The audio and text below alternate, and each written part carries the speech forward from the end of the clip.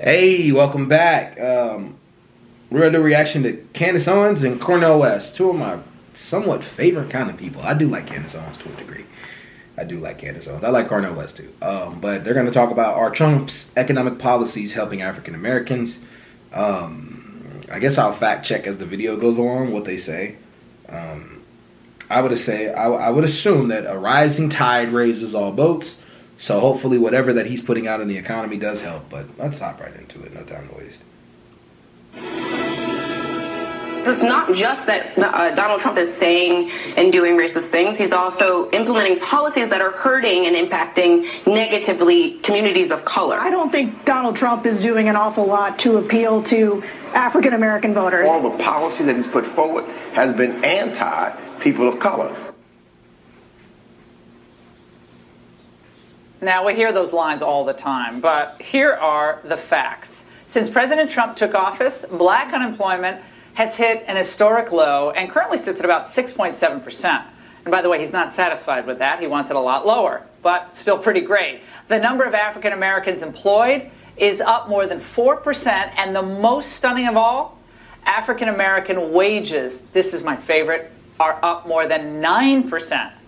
Here now in a truly special debate, I'm so happy about this, Candace Owens, Brexit movement founder and conservative commentator, and Cornel West, professor of philosophy at Harvard University and professor emeritus at Princeton. Dr. West. I think it's hilarious. He just took office. They don't realize that that could have been the last economy that was causing that. Obama's, the 8 years that he spent.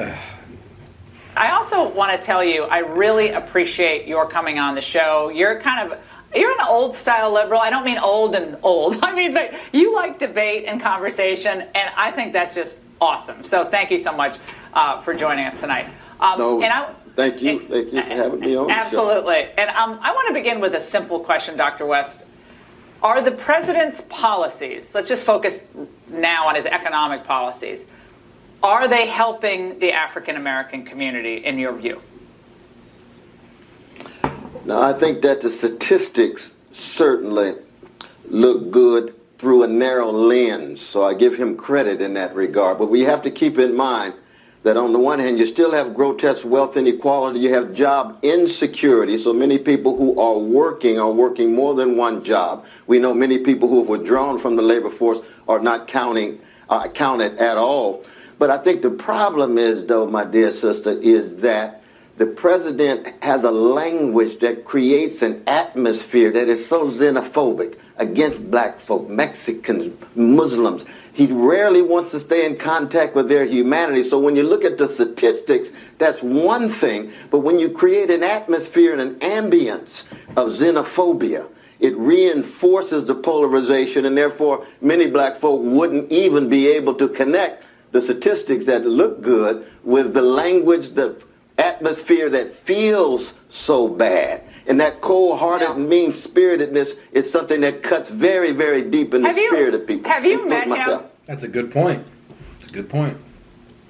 It's a stupid point next. Have you met him? No. Who cares? Like, his language resonates differently with how people view certain kinds of people.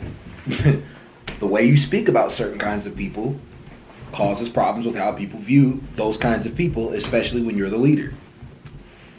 Have you met him, Dr. West? Ever met the president? No, I've never had a conversation with my right wing brother. I mean, I've called him a gangster and a proto-fascist in terms of separation of power. But he's a human being. He's a human being, and I respect he's calling everybody his brother. I respect that. There are white brothers. There are white sisters. We're all family in this country. We just got to learn how to get along. And I could, No, I'm just saying this because, look, you and I don't agree a lot, but I actually really like you. I I just like the fact that you're out there and you're advocating. I have no problem with it. And I wouldn't call you mean-spirited.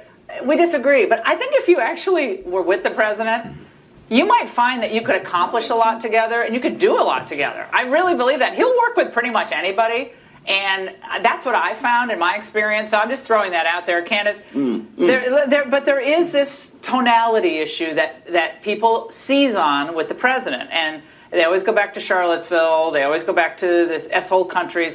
Those are the two things they really seize upon, the travel ban. Those three things probably, for some, just wipe out any other accomplishment. Your reaction? Well, look, I think the president is doing something different. Definitely his tone is different because he tells the truth and he doesn't pander to Black America. He hasn't offered us hot sauce. He's offered us jobs. That makes many people uncomfortable because they're from an era where race hustling is a business. They're used to telling Black Americans that they're victims, writing books about victimhood, and that is no longer selling in America. And I just wanted to comment back on saying that xenophobia is something that Black Americans are afraid of. Xenophobia means that you have a fear, Mr. West, of foreigners. Black Americans are not foreigners in this country. We are a piece of the American dream. We've earned a piece of this American dream, and we're getting tired of people telling us that we are somehow separate of it. I mean, that's really what I have to say. We're doing tremendous under this presidency. There is no candidate that is offering anything on the left to counter what Trump has offered. They're just offering more rhetoric, more fear-mongering, and unfortunately, time is up on this narrative. We are ready to move on and embrace our futures. She missed what he said.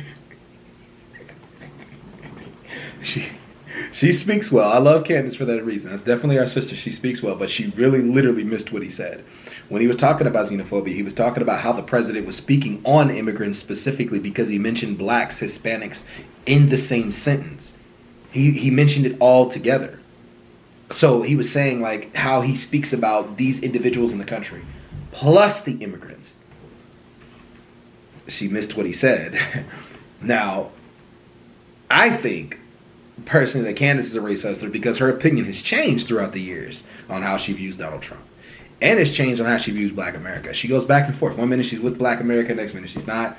And I understand that this is a pandering tactic that they can use for white America because it's that black face that goes like, I agree that black people are horrible, that gets them to fame.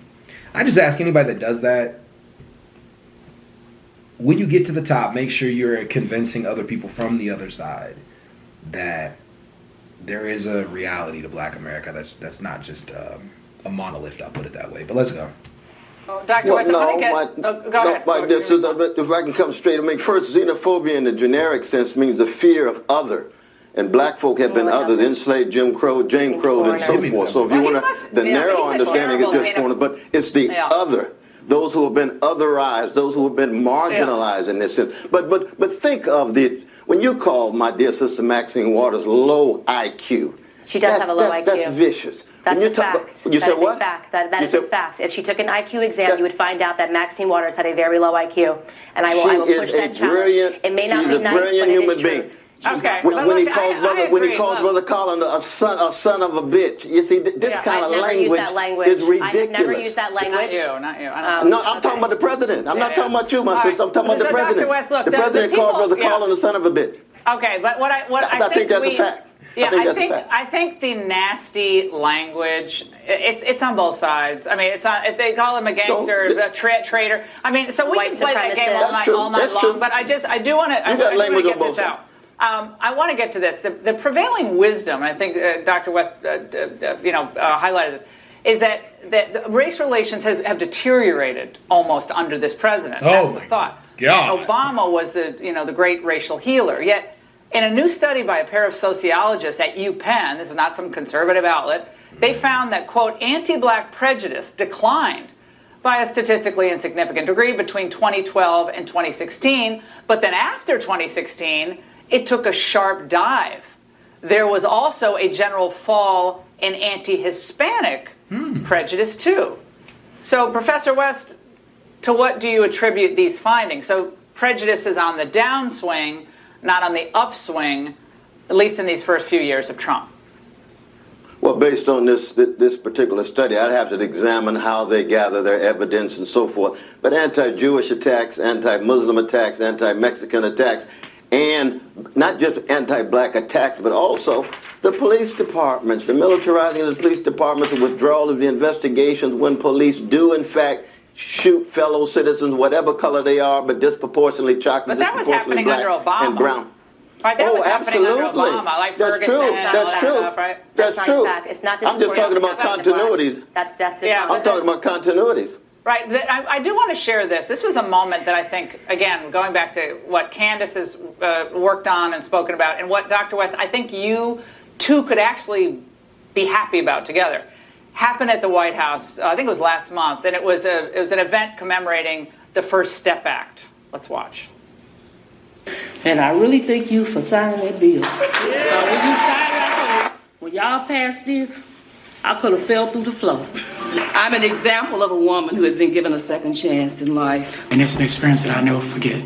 2 months ago, I was in a prison cell, and I'm in the White House. Let's continue to make America great again.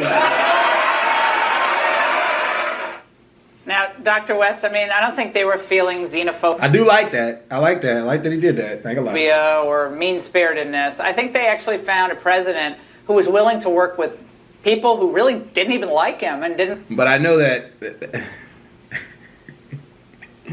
Whatever. Think he was probably going to accomplish much.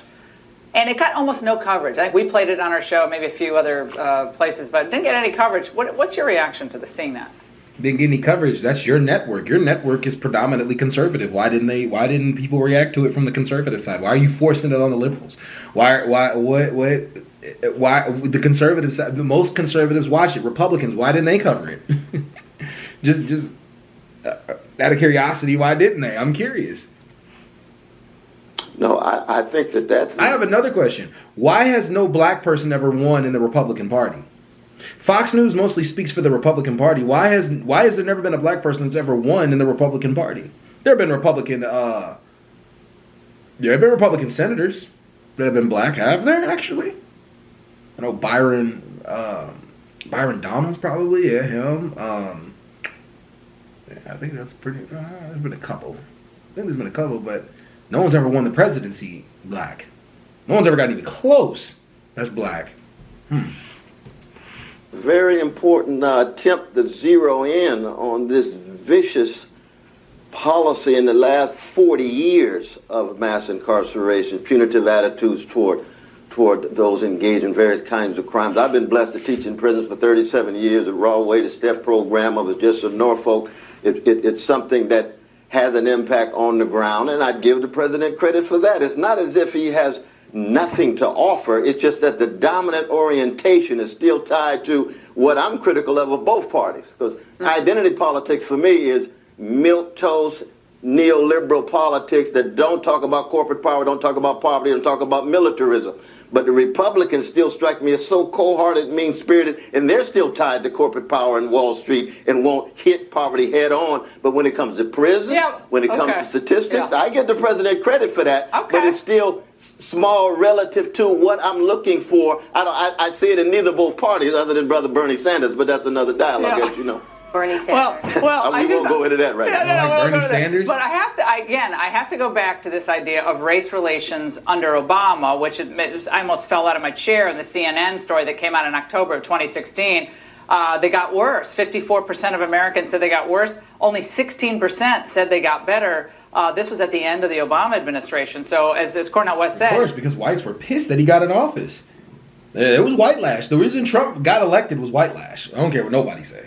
You had Ferguson, you had Freddie Gray in Baltimore, you had all this stuff bursting out on the streets of America with the first African-American president in the White House, and that healing didn't seem to take place. Right. Look, at that point, I was on the left. So when Barack Obama first went into office, I was a liberal, and I changed my mind due to exactly what you're saying. He drove this nation apart. President Trump is bringing this... She lies so much. I thought you changed your mind because way back in the day, somebody used race in school or something like that. I don't know. She switches up her story so much on why she became a conservative. No, you're both. You're a conservative and you're liberal. You're whatever panders to the time that gets you success. And that's okay. You know what I mean? However you get what you got to get in life, go get it. But I don't know. This nation together, because what he is talking about is patriotism. Patriotism knows no sex, it knows no color, it knows no creed. The liberal media can ignore all the work that he's doing in Black America all they want.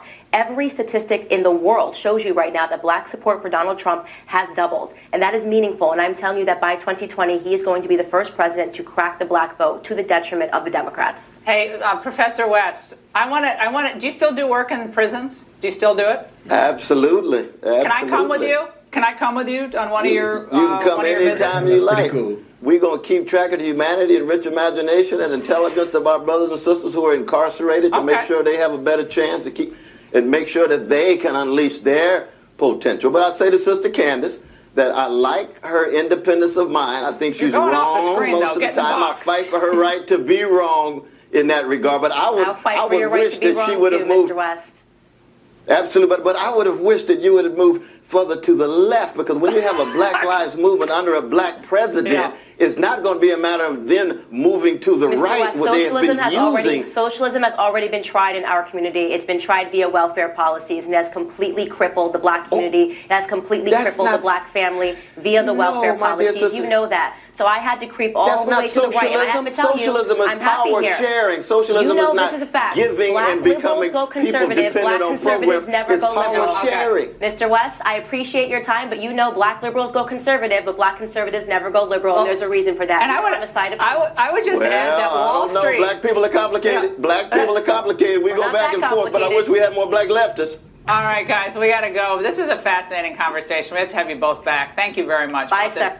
That was a good conversation. Both of them had their own opinions. They had their own perspectives. That was a great conversation. Definitely like it. But anyways, yeah, that's it to that. Yeah, I'll do more Candace Owens reactions. It just seems like it's hard to react to her sometimes because she goes back and forth so much, but she's definitely a very intelligent woman. But Cornel West is intelligent too. All right. Peace. Keep doing that.